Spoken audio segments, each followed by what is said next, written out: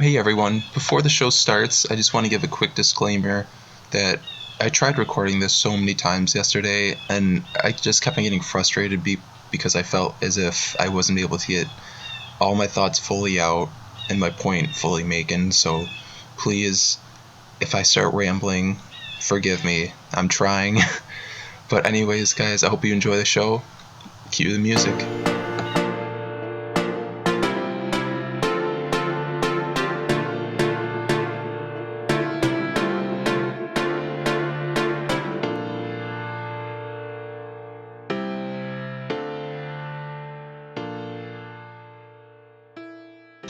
Hey everyone, welcome back to Coffee with Chase.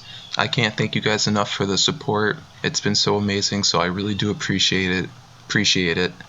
Before we get started, if you haven't already, please go follow our exclusive Instagram page and our exclusive YouTube page, both entitled Coffee with Chase, where I post when episodes drop, just asking for ideas, comments, anything like that. So please, if you haven't already, go follow, go subscribe. Thank you guys very much. But how are you guys doing today? It feels like I haven't talked to you guys in a long time, even though it's only been really been a week. No, I wish I could say I've been having a good week, but it's not the truth. But I don't want to lie to you guys. I want to have the show be very open and honest. In last week's episode, I I mentioned my grandfather was turning a very special age, a very special number that everyone loves. The magical number, the number 69.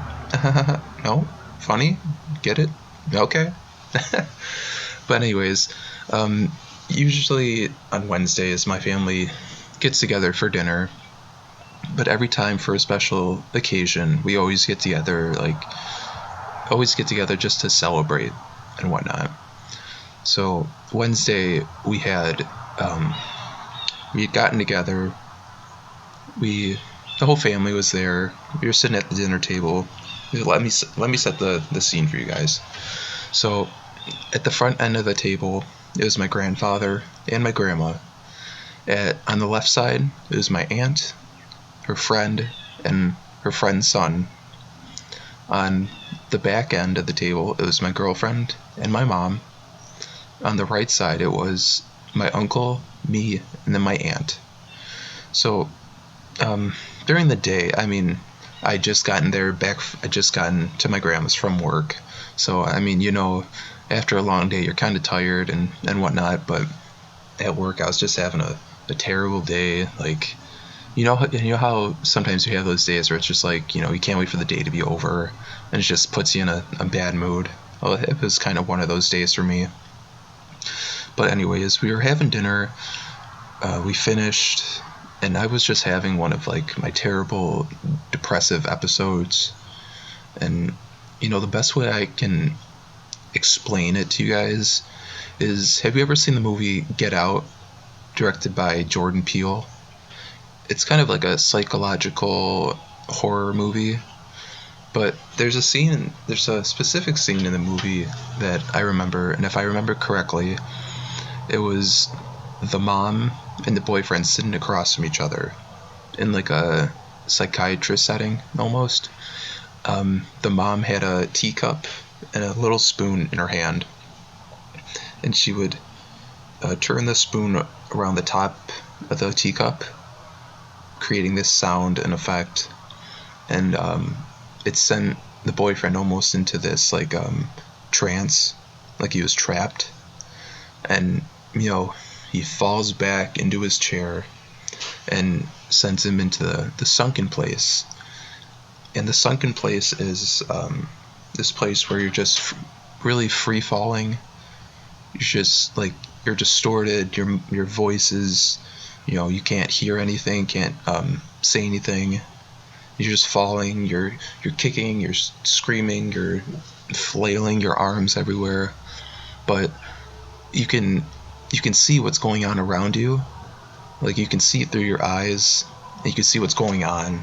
You can see people talking and whatnot.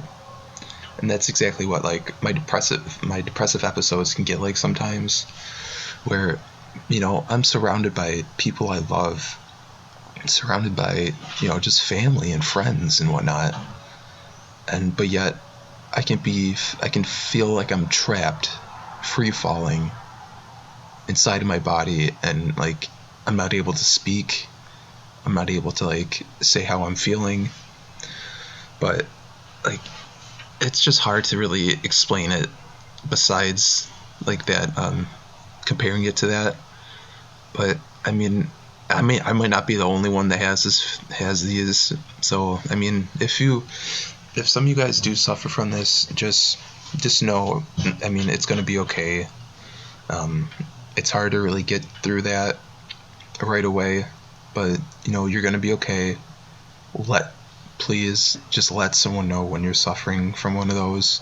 You know, your like family is there to love you, friends are there to love you, and everything in between.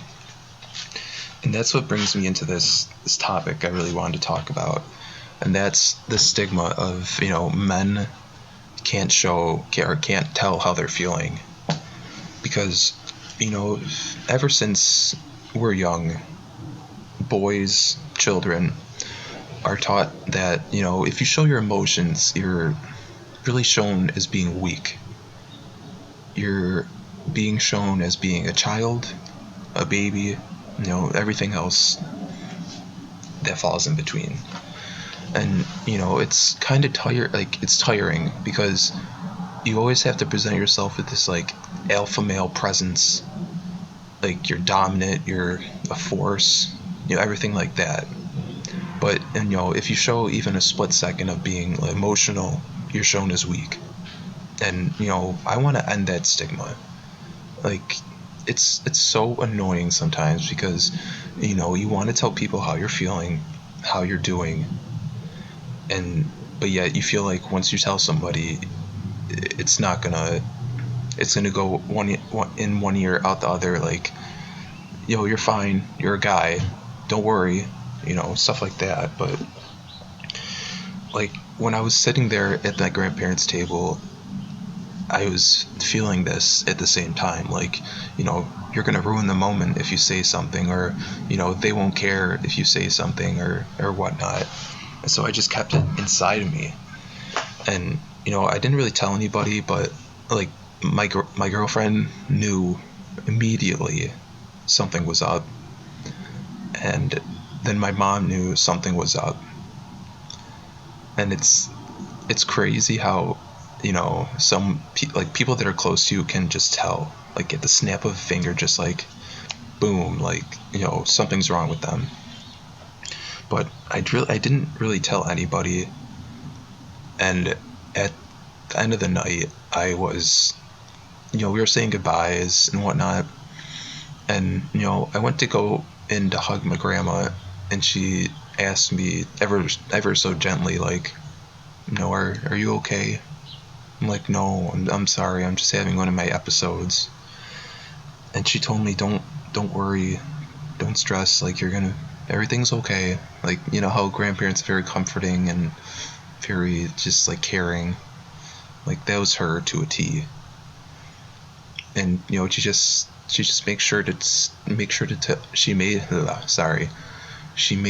tell me she loved me and everything is okay. I think those are the three biggest words someone can tell someone going through an episode, is just saying, I love you. Like, you're gonna be okay. Like, it just feels. I know it doesn't cure everything at the moment, but like, it just feels fantastic hearing those words. And, if there's anybody going through this type of stuff, just know there's outlets you can go to, people you can go to or reach out to just tell them how you're feeling. Don't don't bottle it all up. Don't put a cork in it. Don't set it to the back of your mind. Like, eventually, if you do, and it's just going to keep on adding up, and it's going to boil over, and you're just going to really explode. Just when you're experiencing a bad day, or experiencing like a bad emotion, tell somebody. I know they're going to be there for you. They're going to care. Don't think elsewise, because when it comes to emotions, people care about each other. And like I can't be thankful enough because I also reached out to my brothers, my best friends the other day. I just told them I was just feeling discouraged as of late, and I think I received some of the best advice I could ever really get. And they just made it like they just made it so simple and easy for me. And it's just like you just like be comfortable, just make something like no, I'm sorry, just make everything how you want it to be. Don't be discouraged at what other people think. Just make sure you're happy and do what you can do to the best of your ability.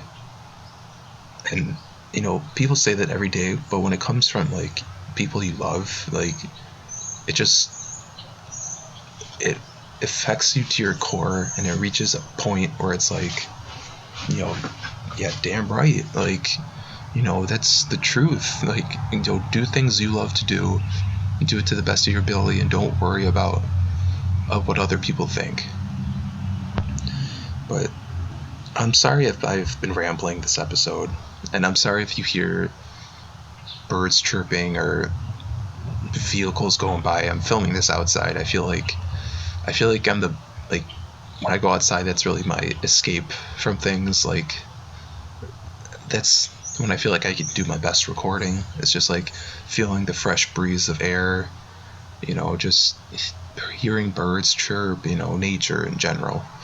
But anyways, I'm sorry if there's background noise. But I just want to thank you guys again for everything. I really do appreciate it. I'm sorry if this week is a really somber episode, but this was something that's really been on my mind. So I really do appreciate you guys listening to it. And last week, I touched on the topic that the NFL was back and the Buffalo Bills season had started. Buffalo is my hometown, so you have to root for the Buffalo Bills. Bills Mafia, baby, let's go. But the Bills faced the Jets last week. They got the W. It was a very dominant win, and I was right in my prediction that the Bills were going to win. I was surprised to see how much of a blowout it was. I expected a very close game, but it ended up being just like an overpowering win, basically. But this week we take on the Miami Dolphins. Now, the Dolphins, as of late, haven't been the best team. They've been facing a little trouble, just trading away players. I think last year, like they were expected to go 0-16, but I think they ended up going 4-12. I think with Ryan Fitzpatrick as their quarterback. Now, for those who don't know, Ryan Fitzpatrick was a former Buffalo Bill, and he always carries this moniker of it's called Fitz Magic. Like he can end up pulling out these games where he can go off for, let's say, 300 yards and like 4 touchdowns and just look incredible. And other days he can just be horrible, very horrible. But I'm expecting this week to be close again because the Bills have suffered a few injuries on the defense with Tremaine Edmonds and Matt Milano, both stud linebackers.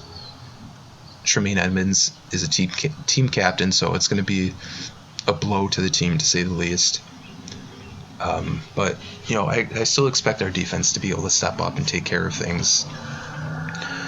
And let's see, I don't know. I don't really think Fitzpatrick is going to have the best game ever, but I feel like he's going to be very accurate. I'd say 250. He's going to go for 250 and maybe 2 touchdowns. So very moderate performance. I think Josh Allen is going to just be, I think, dominant again because he always seems to have his best games against the Miami Dolphins. So I'm predicting Josh Allen to go for another 300-yard game, 2 touchdowns, and I'd say two interceptions. Because last week he threw his first ever 300-yard game as a professional, and I just feel like the energy is just going to carry over. They are playing in Miami, so I don't know if the home field advantage for the Dolphins is going to sway it in any way. But I'm predicting the Bills to pull this game out by a score of 17-14. I know it's only 3 point difference, but I think the Bills are going to win again this week, 17-14. They're gonna. I just think they're gonna let up some sloppy plays. They're gonna let the Dolphins score. I feel like they're gonna take care of business, but it's just gonna be a back and forth game. Very slow at first, but then in the second half, I think things are gonna turn on. Now, I'm sorry about that mix up right there, guys. But just talking about the Bills beating the Dolphins this week, I feel like they're gonna squish the fish. They're gonna pull out a dominant victory, and it's gonna be a 2-0 party to the 2-0 party for the Buffalo Bills. But anyways, guys, I hope you enjoyed this episode. I hope you guys can make sense of it. I hope I hope you guys are having a great day, great week, great month even. But anyways, guys, keep kicking butt, keep staying positive. I love you guys. I will talk to you soon. And just remember, the coffee is always on, and new friends are always welcome. Thank you guys. Have a good one. Peace.